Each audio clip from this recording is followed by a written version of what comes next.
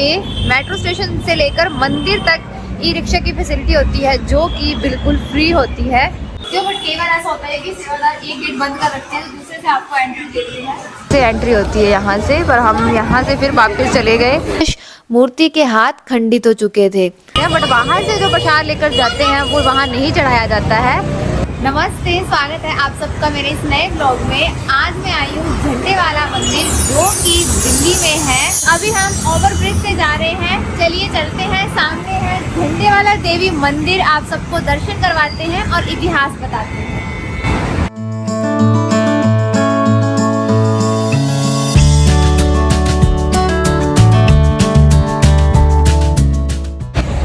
एक और चीज़ बता दूं कि यहाँ पर नवरात्रों के टाइम पे मेट्रो स्टेशन से लेकर मंदिर तक ई रिक्शा की फैसिलिटी होती है जो कि बिल्कुल फ्री होती है। अदर डेज पे चार्जेस लगते हैं और नवरात्रों पे निःशुल्क होता है। तो चलिए अभी आगे चलते हैं।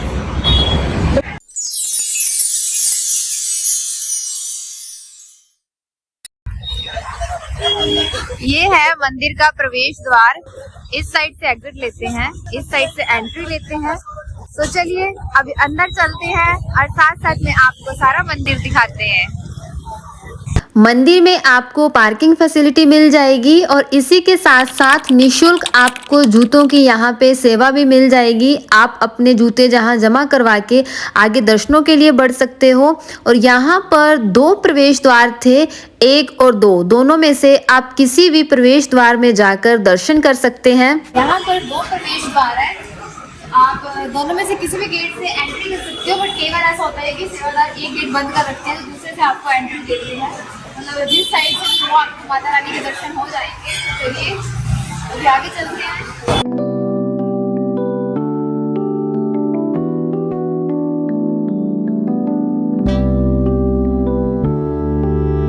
पहले हमने इस साइड से एंट्री करी थी और इस साइड से एंट्री होती है यहाँ से, पर हम यहाँ से फिर वापस चले गए ताकि दूसरी साइड से हमें माता जी के और नज़दीक से दर्शन हो सके। सो अगर आप भी और नज़दीक से दर्शन करना चाहते हो तो दूसरे गेट से एंट्री ले सकते हो। चलिए अब बात करते हैं मंदिर के इतिहास की। यह मंदिर बहुत ही प्राचीन है और इस मंदिर का इतिहास 100 सालों से भी ज़्यादा पुराना है। कहते हैं किसी टाइम पे यहाँ पर घना जंगल हुआ करता था और अनेकों पशु पक्षियों का यहाँ पर बसेरा हुआ करता था। यहाँ के शांत वातावरण को देखते हुए बहुत से लोग यहाँ पर साधना के लिए आते थे। उन्हीं में से एक थे चांदनी चौक के प्रसिद्ध कपड़ा व्यापारी श्री बद्रीदास जी। वो माँ वैष्णो देवी के बहुत बड़े भक्त थे और एक दिन माँ भगवती की साधना में लीन थे तो उन्हें अनुभूति हुई कि यहाँ पर एक मंदिर दबा हुआ है। तो उन्होंने उसी समय यहाँ पर खुदाई करवाना आरंभ करवा दिया। थोड़ी खुदाई करने पर एक झंडा मिला जिसके कारण इस स्थान का नाम झंडे वाला पड़ गया।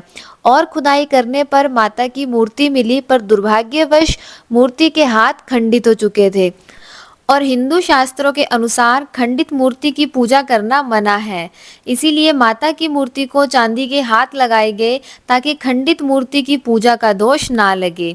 और वो मूर्ति आज भी मंदिर की गुफा में सुरक्षित रखी गई है और नवरात्रों में माता के दर्शन करना बहुत ही फलदायी माना जाता है।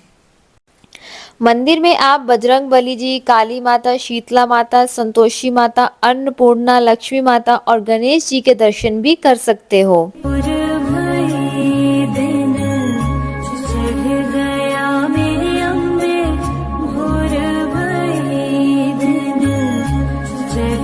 उम्मीद है आप सबने माता रानी के अच्छे से दर्शन कर लिए होंगे। और यह है वो मूर्ति जो जमीन के नीचे से मिली थी और जिसके हाथ खंडित हो गए थे।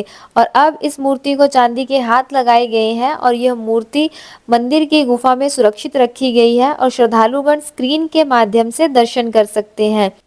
और यही वो गुफा है, यहाँ पर माता रानी की मूर्ति सुरक्षित रखी गई है।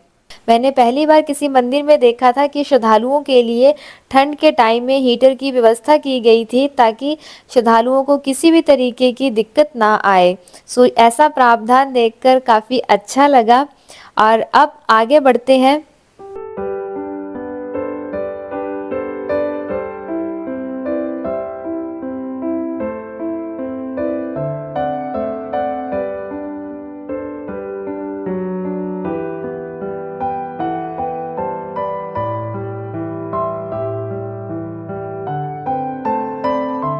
चलिए आगे बढ़ते हैं। मंदिर में एक शिवालय भी है। आप यहाँ पर शिवलिंग को जल चढ़ाकर महादेव जी का आशीर्वाद ले सकते हो। नवरात्रों के दिनों में मंदिर को बहुत ही प्यारा सजाया जाता है और यहाँ पर लोगों की काफ़ी भीड़ रहती है और कहते हैं नवरात्रों के दिनों में झंडे वाली माता के दर्शन मात्र से ही सारी मनोकामनाएं पूर्ण हो जाती हैं। हम यहाँ पर नॉर्मल डे पे आए थे तो आप देख सकते हो काफ़ी रश है और जिस टाइम नवरात्रि होते होंगे तब यहाँ पे कैसा नज़ारा होता होगा। चलिए अब मंदिर से बाहर चलते हैं।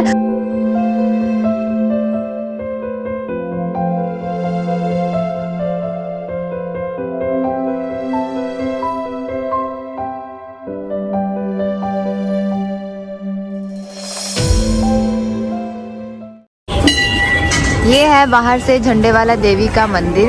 अभी आगे चलते हैं। एक और चीज़, इस मंदिर में प्रसाद नहीं चढ़ाया जाता है तो आप प्रसाद लेकर ना जाएं। अंदर ही कुछ उनका प्रोसीजर है वो आप वहाँ से पता कर सकते हैं, बट बाहर से जो प्रसाद लेकर जाते हैं वो वहाँ नहीं चढ़ाया जाता है। अभी यहाँ की आपको दुकानें दिखाती हूँ। कुछ ऐसी मार्केट है यहाँ की, यहाँ से आप चुनरी ले सकते हो, माता रानी के श्रृंगार का सामान ले सकते हो, प्रसाद ले सकते हो, बट मंदिर के अंदर प्रसाद नहीं चढ़ाया जाता है। आप वैसे अपने लिए या घर के लिए यहाँ से प्रसाद लेकर जा सकते हो।